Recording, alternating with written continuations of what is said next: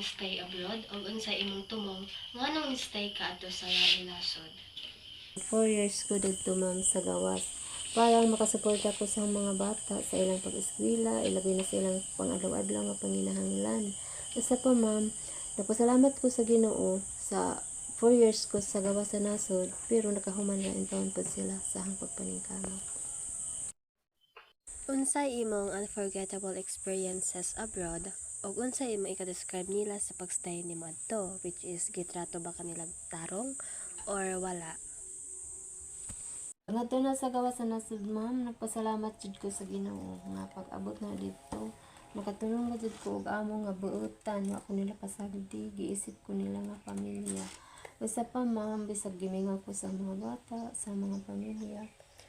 Malingaw ra ko ma'am, ug labi na makakita ko sa ilang palibot nga nice unsa kanang nagpasalamat gyapon ko sa Ginoo nga wa ko nila pasagdi. Mao ra to ma'am. Unsay imong maingon og ikumpara ang Philippines og sa laing country? Kung ikumpara dato sa laing nasod ma'am ug dinhi sa ato, mas binta sa gawas sa nasod kay dako ilang sahod kaysa dinhi sa ato. Mao ra to ma'am. Tuhan ba ang imong trabaho tungod sa global nga pandemya sa COVID-19 ug unsa ang imong mga paagi nga gihimo aron makab-ot niining problema sa imong trabaho?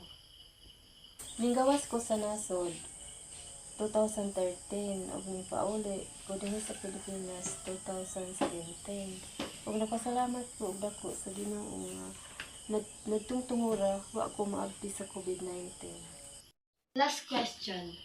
Gusto pa ba nimo mobalik sa laing country in the future? Para na nga, murag wa na ko'y plano nga magawas pa, kay isa pa, ang mga bata din na sila masugot na mabalik pa ko sa gawas sa nasod. Kay, pag sila nakahuman naman sila eskwela, na sila trabaho, masuporta na ko na sila namang mga ginikanan, o unsa mga panginahanglan.